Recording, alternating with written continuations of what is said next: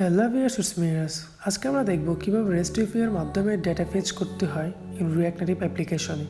আমরা মোবাইল স্ক্রিনে যেটা দেখতে পাচ্ছি এগুলো কান্ট্রি লিস্ট। সো আমরা আজকে কান্ট্রি লিস্টেই পেজ করব রেস্ট এপিআইয়ের মাধ্যমে। তো এখানে আমি আমার অ্যাপ্লিকেশনটা রান করার জন্য আমি কমান্ড লাইনটা লিখে হিট এন্টার দিচ্ছি। দেন আমাদের অ্যাপ্লিকেশনটা রান হয়ে যাবে। তো এখানে আমরা দেখতে পাচ্ছি সিমুলেটরটা রান হয়ে গেছে। সো এটা কিছুক্ষণের মধ্যে আমাদের অ্যাপ্লিকেশনটা স্টেল হয়ে যাবে সিমুলেটরে। সো সেতটুকু পর্যন্ত অপেক্ষা করি।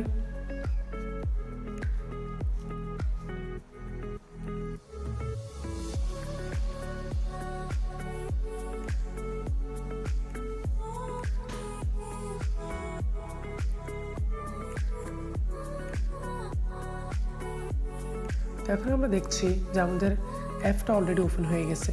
সো এখন আমরা চলে যাব গুগল ক্রোমে। গুগল ক্রোমে গিয়ে আমরা সার্চ করব রেস্ট এপিআই কান্ট্রিজ। দেন আমরা একটা ওয়েবসাইট দেখতে পাবো, সেখানে রেস্ট কান্ট্রিজ লেখা আছে। দেন ওখানে ক্লিক করব। ক্লিক করার পর আমরা এখানে যে all, API endpoint B2 and then all যে লিঙ্কটা আছে সেটা আমরা কপি করে যদি কোনো নিউ উইন্ডোতে পেস্ট করি তাহলে আমরা ডিটেলসগুলো দেখতে পাবো। তো এটা মিনিমাইজ করে দিলাম। দেন এখানে আমাদের ইম্পোর্ট করতে হবে রিঅ্যাক্ট নেটিভ থেকে প্ল্যাট লিস্ট অ্যান্ড স্টাইল শিট, ঠিক আছে। তারপর আমরা রিঅ্যাক্ট থেকে দুইটা হুক আমরা এখানে নিয়ে নেব, একটা হচ্ছে ইউজ ইফেক্ট আর একটা হচ্ছে ইউজ স্টেট।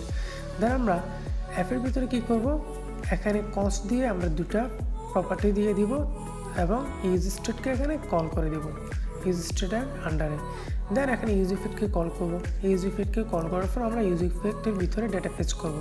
সেখানে ফেচ মেথডকে কল করে তার ভিতরে আমরা লিঙ্কটা দিয়ে দিলাম অ্যান্ড ডট। দেন প্যারামিটার আমরা রেজ দিয়ে রেজ ডট জেসনকে আমরা কল করে দেবো অ্যান্ড ডট।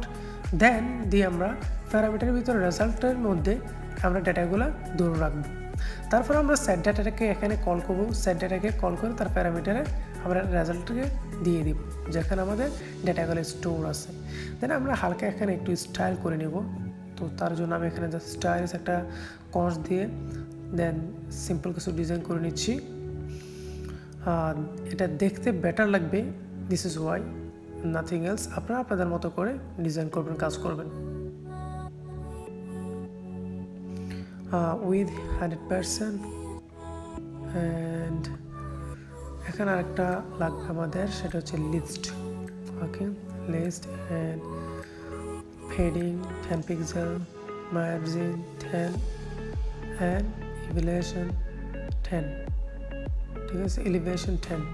তো এখানে আমরা এগুলো সব রিমুভ করে দিলাম। দেন ভিউ অ্যান্ড স্টাইলস অ্যান্ড আমরা styles dot flakes box.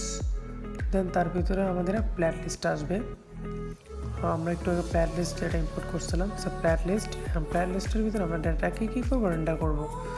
So এখানে আমাদের প্রথম আসবে ডেটা। সো ডেটা কোনটা হবে, আমাদের ডেটাই হবে, যেখানে আমরা কস্ট দিয়ে ইউজ স্টেটের আন্ডারে যে ভেরিয়েবলটা রাখছিলাম সেটাই ডেটা। অ্যান্ড দেন র্যান্ডার আইটেমের ভিতরে আমরা সেই আইটেমটাকে কী করবো, প্যারামিটারে দিয়ে দিব। দেন এখন আমরা এখানে একটা ভিউ নিব, যে ভিউর ভিতরে আমরা ডেটাগুলো শো করবো। সো এখানে একটা ভিউ নিয়ে নিলাম অ্যান্ড তার ভিতরে আমরা এখানে একটা টেক্সট নেব, যে টেক্সটের মাধ্যমে আমরা কান্ট্রি লিস্টগুলো দেখতে পাবো। So item dot name. Okay, তো এখন যদি আমাদের অ্যাপ্লিকেশন আমরা যাই তাহলে আমরা সবগুলো লিস্ট এখানে দেখতে পাবো। I hope yes, we can see the list of countries. And then আমরা এখানে স্টাইলস ডট লিস্টকে কল করে দিয়ে দিলাম। দেন আমাদের স্টাইলটা অ্যাপ্লাই হয়ে গেল। দেন এখানে আমি ব্যাকগ্রাউন্ড দিয়ে দিব, অলসো দিয়ে দিব উইথ 100% অ্যান্ড ব্যাকগ্রাউন্ড গ্রে, এটা হালকা গ্রে হবে। অ্যান্ড দেন এটার ব্যাকগ্রাউন্ড দিয়ে দিব হোয়াইট। ওকে, তো দেখি। ওকে, বাট জিনিসটা সুন্দর লাগতেছে না, আমি চাচ্ছি এটাকে ফুল উইথ রাখতে। তাহলে এখন দেখুন আমরা কিন্তু কান্ট্রি লিস্টগুলো এখানে পেয়ে গেছি, রাইট। তো এখানে চাইলে আমি আরও ডেটা ফেচ করতে পারবো, যেমন আইটেম ডট ক্যাপিটাল। তাহলে এখানে ক্যাপিটালে শো করবে, যে প্রতিটা কান্ট্রির ক্যাপিটাল শো করতেছে। অ্যান্ড দেন আমি চাইলে এখানে করতে পারি, যে কন্টিনেন্ট যে সেটাও শো করতে পারি, আইটেম ডট রিজিয়ন। তাহলে সেটা হয়ে যাচ্ছে, তা আমাদের রিজিয়নটা কিন্তু এখানে দেখাচ্ছে।